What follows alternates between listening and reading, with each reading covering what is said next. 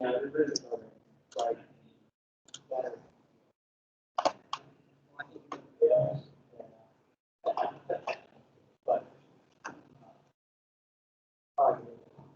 that the one I'm in?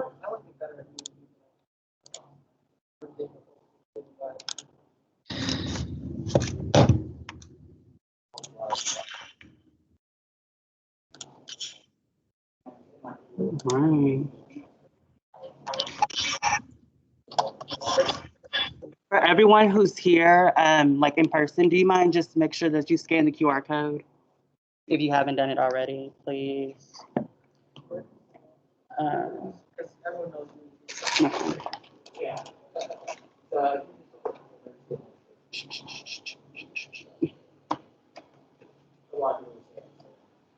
Hi, everyone. Can someone let me know if they can hear me on the Teams, please?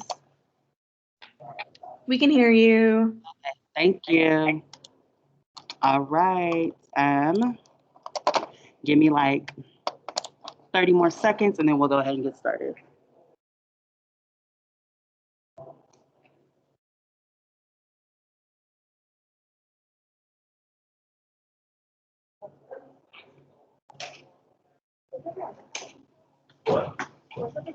I don't know. Sophia and Grant left. Oh, no, here they are. Yes. Okay. Wow, that made Victoria carry on. What? That made Victoria carry on. She won that, okay? That's her birthday. All right. Thank you guys for joining us for our last meeting. So I'm gonna go ahead and call this meeting to order. Woo! At 5:31 p.m. So we're gonna go ahead and get started with the agenda. So for those who are here in person, please just make sure you do scan the QR code for your attendance. And for those online, Maria will be just taking attendance off of the participant list. Sorry, I'm kind of like out of breath. I was like running up here. Okay. All right. So first item that we do have on the agenda is the approval of April 7th minutes. This was emailed to you all. Were there any objections to the minutes submitted? Oops, I'm sorry.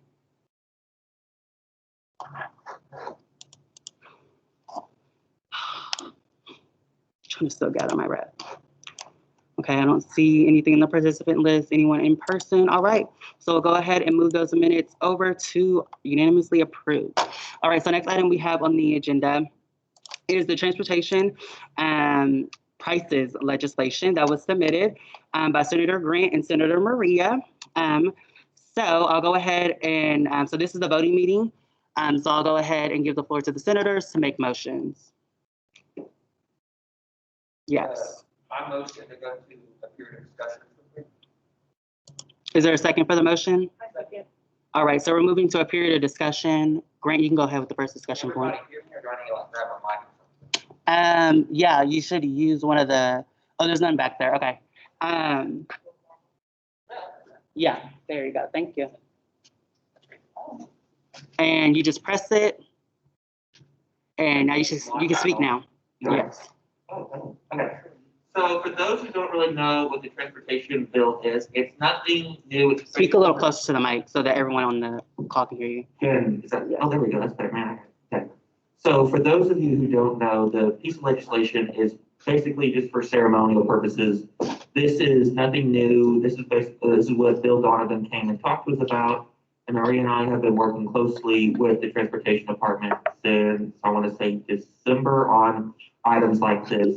This is basically to say that the UNT SGA is behind anything that gives our students more financial, I want to say, wiggle room in that sense, when there are slashing prices, offering new things. This is basically just that we support any legislation or any policies that would help our students financially. And all of this was given to us by Mr. Bill Donovan. He gave us an itemized list. We have talked to him about this, and he's all good with the legislation. So if there are no questions or objections, I'd like to go to a period of voting. Objection. Okay. All right, was there? An old version. Just with the $125 to $50 difference for the reserve space fee. We were online. Okay, I was just thinking to myself, yeah, I just saved the That's wrong one one. above it. I'm sorry. Yeah. I saved the wrong one. My apologies. Okay, I'll save this one on the drive. That was my only correction. Okay. All right, were there any more discussion points? I'm completely going to a period of voting. A second. All right, moving to a period of voting. Okay. I forgot one last thing. Okay. Give me 5 seconds. Soft. I hope he logs in. Please log in. Thank No.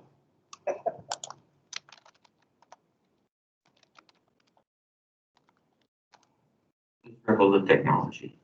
No, absolutely. Like, password. All right, as y'all are seeing my entire process of logging in. I believe it's this one.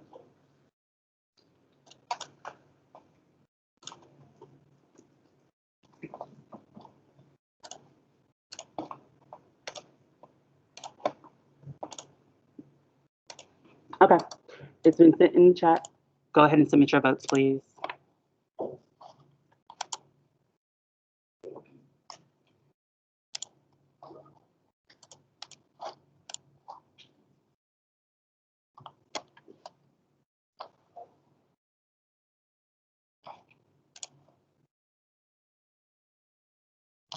All right. Maria, what was our count?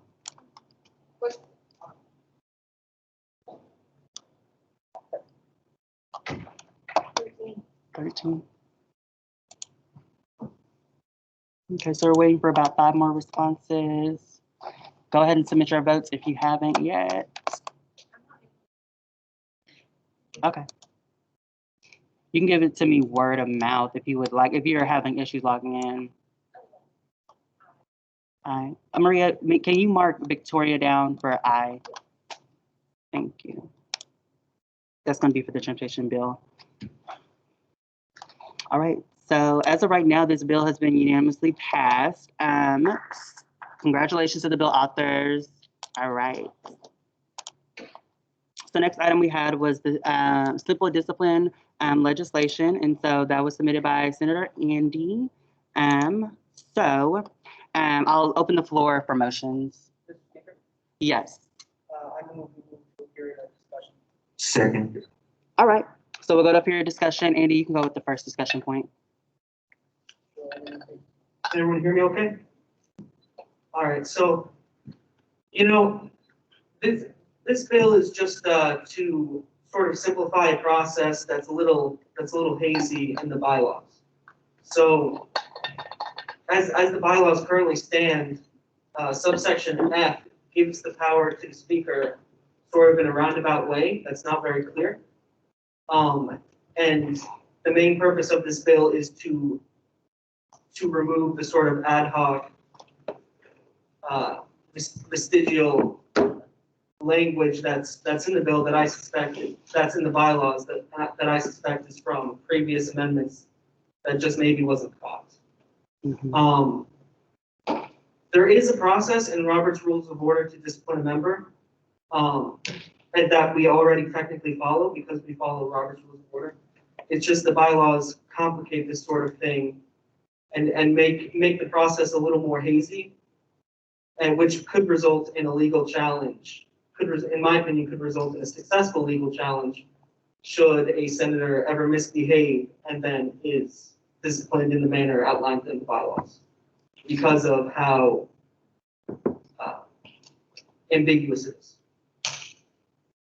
So if there's any questions, I'd love to answer any questions. Were there any more discussion points? So just real quick, if we have a question, do we go to a period of questioning or discussion? Yes, we will need to, well, I mean, we kind of skipped the period for questioning, but I'll allow. So you can go ahead if you have a question. So Andy, let's say this, gets passed. What changes would there be like huge dramatic changes that would give more power or authority to someone else to simply say, I don't like you and you're dismissed? Or like, can you dumb it down in the sense for me? Of course, yeah. So actually, it's restricting the power of any one individual to discipline a member by themselves. The addition of subsection O provides that the presiding officer, which in most cases is the Speaker of the Senate, may only name a member, which is Robert's Rules of Orders process for removing them from the chambers. They may only do that after they're called to order 3 times. So there's a process to it. If there is something more urgent, subsection P provides that the presiding officer, which is again mostly the Speaker, the presiding officer may name a member if no senator objects.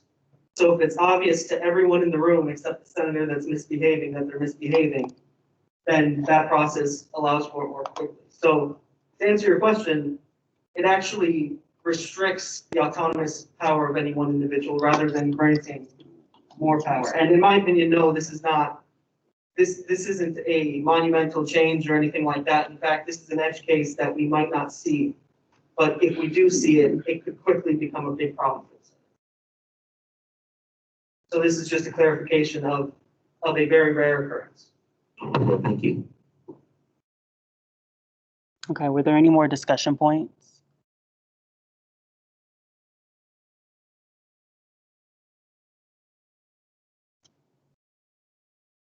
I'll take a motion if that's what we're leading towards. Mr. Speaker, Yes. we move to a period of voting. I second. Okay, so we'll move to a period of voting. That one, that one. Of course, I keep pressing the wrong one. Let me start titling these. All right. Okay. You guys should be able to cast your vote.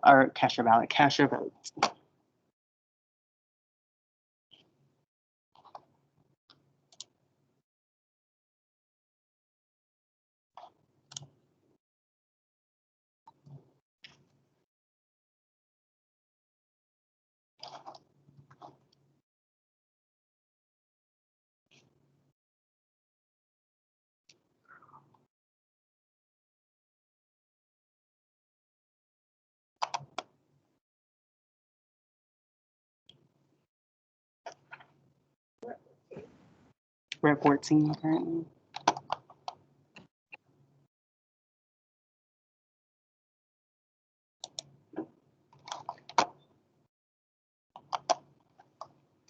Go ahead and submit your votes, guys. There should be at least a total of 14. Victoria, are you still having issues? Okay, you can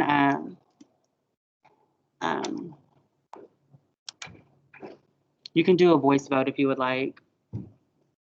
Or if you want to message it to me, it doesn't matter. Like however you want to do it, send it to Maria. Mm-hmm.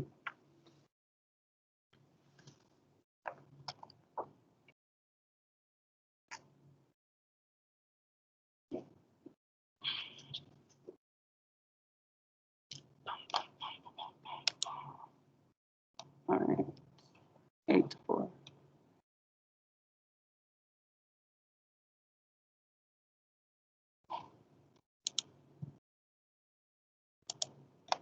Please make sure you submit your votes.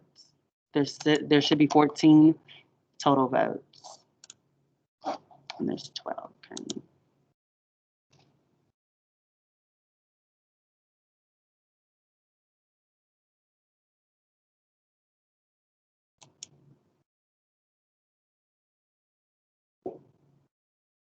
All right, well, it looks like to me the legislation was passed, even though we are missing some votes.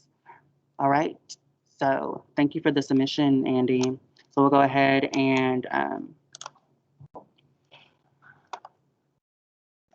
for these specific articles, we'll have to make some changes. Let me see. Hold on a second. So it was passed. It was passed, it's 8-5. Mm.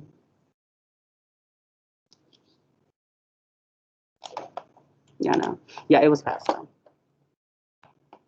What was the vote count again, Cameron? 8-5. It's off of, 5+1. mhm. Krista, were you doing some calculation?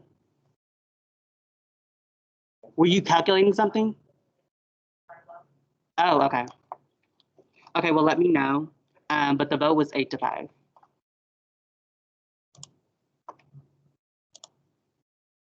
Yes, okay. All right, so we'll move on to the next item on the agenda once we get the vote count confirmed. So we have the menstrual equity. Yeah, I don't know why that says menstrual equity. Maybe what it does say it is named menstrual equity bill. Okay, I thought I was shipping. So this was submitted by Senator Navia. So this bill, of course, was pushed on emergency status since this is our last meeting. So Senator Navia, if you want to go ahead and read over the bill, and then we'll go ahead and take motions. Okay, that sounds good. So this is the bill that I introduced last semester. It actually died at the end of last session, which is why I'm reintroducing it now. I worked on it in committee with Senator Paola Rojas, and we took in everyone's feedback and we reintroduced the solution. So I'm just going to read off from the second part after let it be resolved. So let it be resolved that starting fiscal year 2022, in order to ensure that UNT SGA is continuously furthering the menstrual hygiene initiative in order to create a more equitable campus, we urge every administration after the Lukey Combs administration to do the following. 1, hold a university-wide fundraiser led by SGA that collects menstrual products every year, incentivizing and partnering with student organizations. And examples of this are like Greek Life, social justice organizations, Homecoming, etc. 2, actively work towards implementing baskets with menstrual products in all of the women's and unisex bathrooms in the Union building. And there are 13 maximum. So there's 13 women's and unisex restrooms. And depending on how many supplies we have, we can determine the number of bathrooms we can sustain. And 3, make sure that an SGA officer is responsible for regularly, at least bi-monthly, making sure the products are properly allocated and refilled regularly depending on SGA supply. Yeah, that's the bill. All right.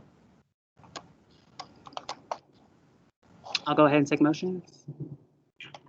Mr. Speaker, I have one question. Yes. So to raise money for this, or is it for donation products or for money? It's the donation of products. Oh, okay, thank you so much. A motion to move to the previous question. Second. All right. Go ahead have a second for the motion. So we'll go ahead and go to period of questioning. JT, you can go ahead with the first question. So I know it was the first time, it looks like the change was that instead of asking people to pay for the products, now we're just saying, hey, we want to hold a university-wide fundraiser. So we're not asking students to pay. Well, I guess we would be asking students, I guess, to pay for it. So that was the biggest concern the first time around, was we wanted to make sure if SGA was going to be leading this charge, that it wouldn't be students paying for something to get to SGA when they already pay their student service fee to SGA. So how are you, my question is, how are you urging to facilitate it? Because even though you say fundraiser, it still would be the organization paying for it to give to you, or a student paying for it to give to the fundraiser. I'm not sure I heard the question properly, but so in terms of a fundraiser, SGA has had successful fundraisers in the past for menstrual products, I believe. I think a couple years ago we did one and it ended up raising over 20,000 products.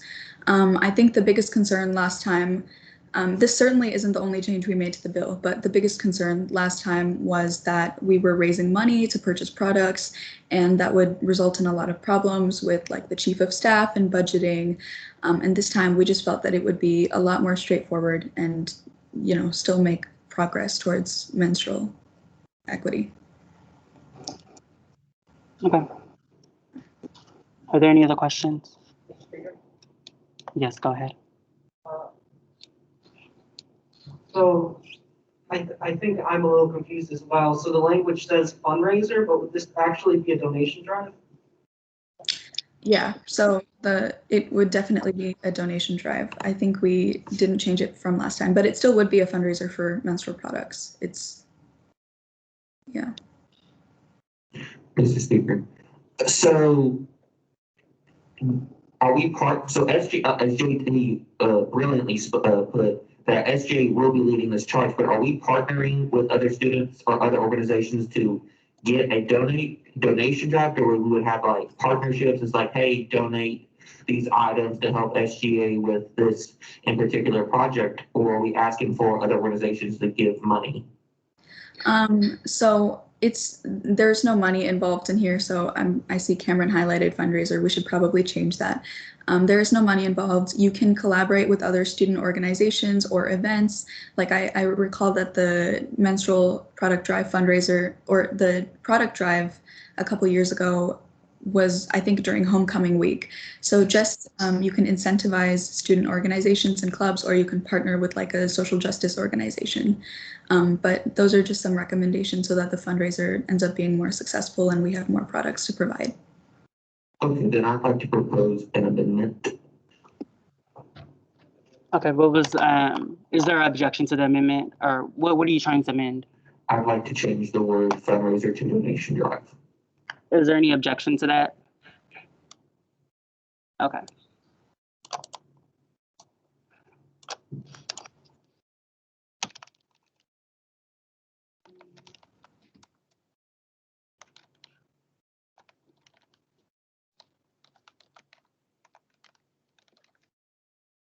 Okay. All right, were there any, go ahead, Casey. I guess just to clear up, this will not remove the current hygiene initiative, correct? That the SBA currently pays for. This is just gonna be an addition onto it, or is this replacing the current, process? So I'm not really sure what the current initiative is. I just know that we do have a certain amount of money allocated to purchase menstrual products, but this won't interfere with that. I can answer. So since it'll be in the union, and I believe the services that were provided in the past are like the BLB and Wooten, I want to say, they're like outside entities, so they're not any union bathrooms. There may be one or two, but that's it. But from what we've seen when we were walking around last semester, we didn't find any bins inside of these bathrooms in the union, but we did find them outside of like in the BLB or in Wooten. So I guess so it wouldn't change it then. Thank you. Okay. Yes, JT. So I guess my final question to this would be, what is this exactly adding on to it? Because from my understanding right now, it's already allocated in in our SGA budget to do it every year, right? Or it's given to the next administration to go ahead and do out of our honor process. Mm-hmm. And so what is the point of doing, like, what is the extra point of doing this if it's already happening? If that makes sense. Or is the money going to the union and they're not just putting it in there? Or where did the money go to this year? Navia, if I may answer. So for the specifics of like the menstrual hygiene, so the money, from what I understand, like if the administration continues to push for it and continues to follow up on it, then it'll happen. But when we were checking them in the BLB, like some of them aren't refilled. I couldn't tell you exactly like the process that goes behind like when we did pay for them. But I did see that it is allocated in our budget of having that. I believe like the communication needs to be cleared up with facilities as far as like what they're doing on the outside buildings.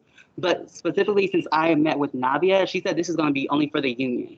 And so we will only be providing like the bins for the union. And so we'll be gathering like the menstrual, the tampons and pads for the drive and then dispersing them into the union bathrooms. Yeah, so that's how it started off. And then they had the bins and they got rid of the containers because those green baskets that we have like all in the office, there's like these little green baskets. We used to put those in there and they would fill those up like every Friday. And then from there, the next administration didn't follow up behind it. And so then I think that's really what happened. It just got lost as far as like, how does the process work? If you wanted to include anything else, Navia, I'm sorry, I didn't put it. Yeah, I can add something. I just think like during my time at UNT, I didn't notice any menstrual products there while I was there that were provided by anyone except for random student organizations. Like I noticed a lot of sororities providing menstrual products, and that was pretty much it. I just feel like the union is a central hub for a lot of students, and a lot of students go there. And I think we have a responsibility as the Student Government Association to further this initiative and take charge, because I genuinely do think we have been moving pretty slowly. And I think this resolution is a way of holding SGA accountable, at least on a small scale. Thank you, Navia. Yes. So as the language currently says, it says we urge every administration. Is this meant to be binding, or is this more of a suggestion? So I can answer that. So we can't bind other administrations to do it.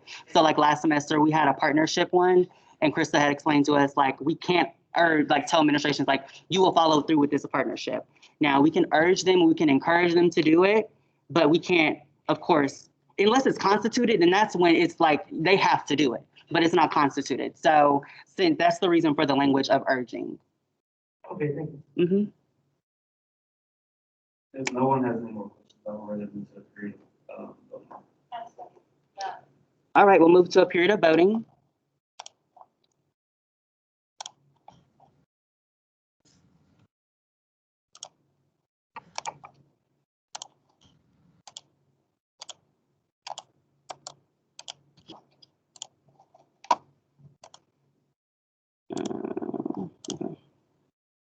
All right, go ahead and I think I sent it.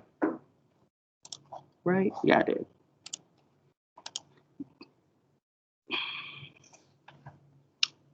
What does it say? Oh, okay.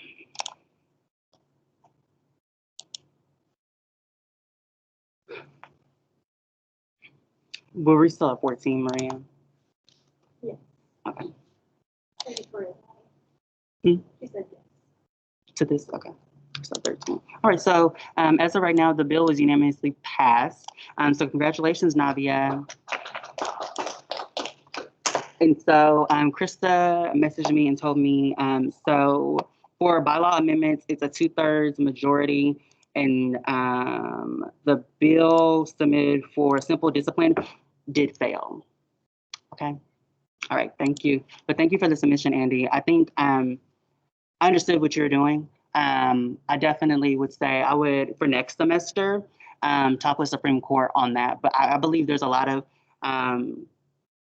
miswording on certain things that kind of confuse you. So I would just bring it up to the Supreme Court. Okay. So next item we have Summer Senate. So as you guys know, Summer Senate is done every year. And so what Summer Senate is it's Senate. So literally it's generally once a month. It's up to the vice president. They have up to their discretion of how they want to do meetings, but they have to be monthly. And generally, I mean, pretty much all that's going on is approving the executive branch, and then of course, any other small business that needs to happen during the summertime. This is the Summer Senate list.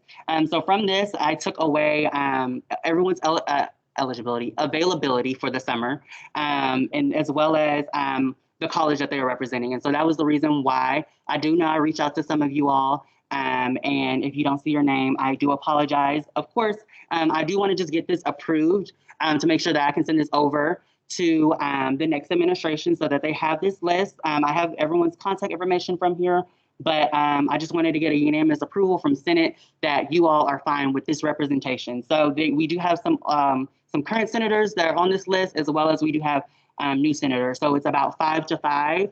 I believe the ratio is 1, 2, 3. Yeah, it is 5 to 5. Okay, yeah, so it's 5 to 5. So that is a maximum of 10 senators. So you let me know if there's any questions. If not, then I can just ask for a unanimous approval. Are there any questions yet? No. Are there any objections to approving the summer Senate list? I kind of have one. Yes. Okay, so like I know I'm gonna be studying abroad, Mhm. but I did say that I was eligible, so I don't know, I feel like I don't wanna like hurt anyone's feelings and sound like silly, but is there any reason why I am not serving for class or for the College of Music? So, okay, so for the seat that you're in for is College of Music, correct? Yeah, so would I continue Mhm. to serve on that seat? No, you will continue with College of, oh, yeah, you will continue with College of Music. So I guess, so this is where I got confused. Well, so I did branch that off of your availability. And I had assumed that you were still with class. I forgot that your actual major is music. Of No, course, No, my major. I mean, not your major. Your major is, you're a class major, correct? I'm a class major and I'm Mhm. a class senator for next year, but I'm right now College of Music. Okay. Yeah. Duh, yeah. Brain fart. So with class, I was trying to be as diverse as possible. And so that was the reason why the two people who are on the list, they had pretty much open availability compared to the other liberal arts and social sciences. And I didn't want to put too many class senators in the mix. So I wanted to branch out and include other majors. Okay. So if I were to have been serving on summer senate, I would have been serving under class. Yes, so I believe so. Would she have been serving in her same seat, or would it have been it's a new session, correct?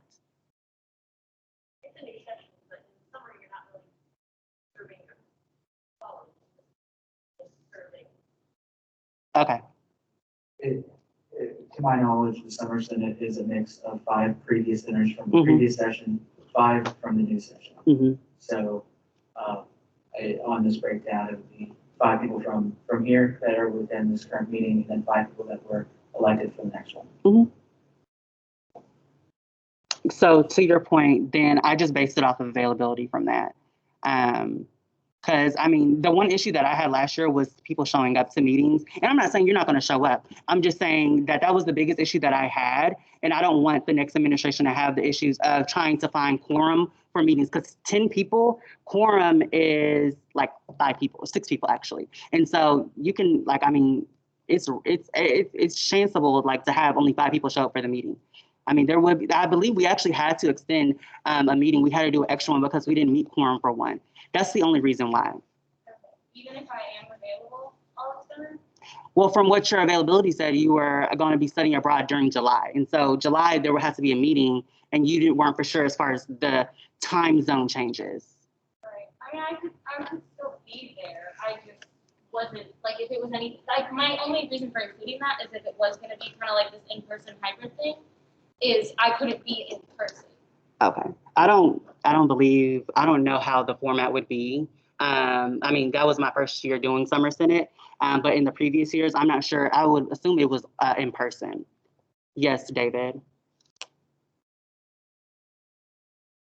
I believe under the Constitution, it says, and just to help out Sophia, this is in Article 4, Student Senate, and Section 9, Summer Senate.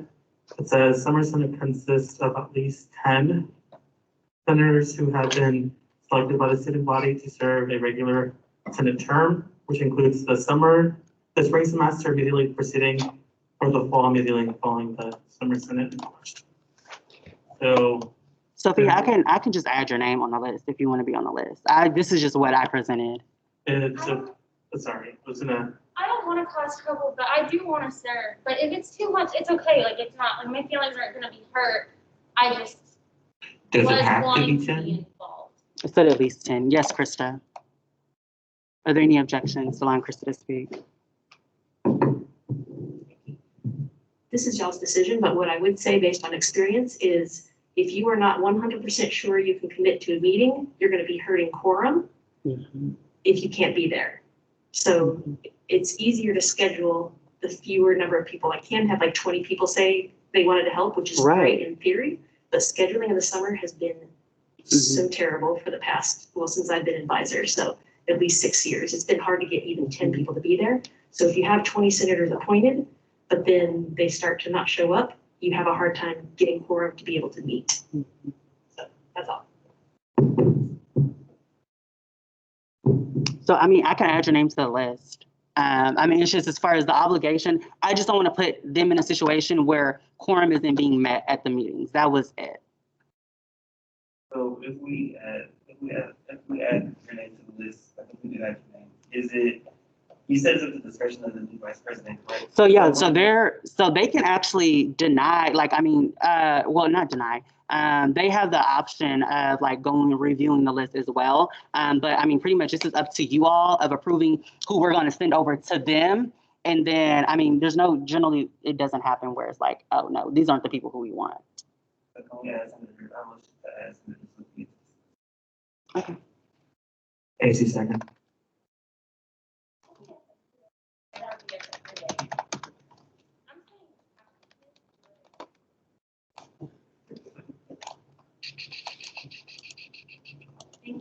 Of course. Okay. So were there any objections to the summer Senate list? Okay. All right. So I'll go ahead and make sure that this is served. Let me see. All right. All right. So, well, I was going to speak on the obligations, but I did kind of like go into the gist of it. Once a month is for the meetings. And that's pretty much all the obligations consist of, is just being present for at least one meeting for that month. But of course, the vice president for the next administration will let you know of like how many meetings they plan to have. Okay. Senator of the session announcement. So Michael actually kind of shut me down and was like, no, we don't need to like do the vote during Senate because actually the vote was pretty unanimous of who was awarded. So I'm not going to make the announcement during the meeting. But if you guys do join us for Save the Student Body, you will find out who is Senator of the session. Super excited for the senator. So I just wanted to let you guys know about that. And we'll be doing the other announcements for the other awards that we do have. Okay. For officer reports, so there wasn't a video once again, so that's because we're making sure everyone's focusing on transition documents, since the new administration is going to be coming in within like roughly 46 days. So we will be finishing those transitions within like about a week and a half, and then start start setting up meetings with the new administration. And once they get their staff, start doing those transitions with them so that they can go ahead and be transitioned and be well prepped for their positions. So for announcements, we don't have time to do Senate service, unfortunately. This is a very unfortunate thing. So, Krista, is there any issues with asking, like, or not asking, but like opening the door, like to allow senators if they want to come to the office to do their bags? Okay, so that's what we'll do. So if you guys do want to come in and do your bags, which I would gratefully appreciate it since we do have quite a bit of things to pack, then just go ahead and I can send out a link to you guys and y'all can just like fill it out, just pretty much like a doodle. And that way you guys can come to the office and, sit down and do your service project. I'm sorry that we didn't have enough time. We were trying to see, we had some wiggle room with the State of the Student Body address because the wrong time was added on there. But unfortunately, we weren't able to get any wiggle room because we thought we could extend the time. But outside of that, so my other announcement is State of the Student Body address, as well as SGA awards are starting actually. And so that will be next door or a little ways down at the Lyceum. So just make sure you do present your COVID results if you're going in person. And that's about it, y'all. Were there any questions? Any other announcements? Yes. Well, I wanted to congratulate David. Yes, of course. Congratulations, David.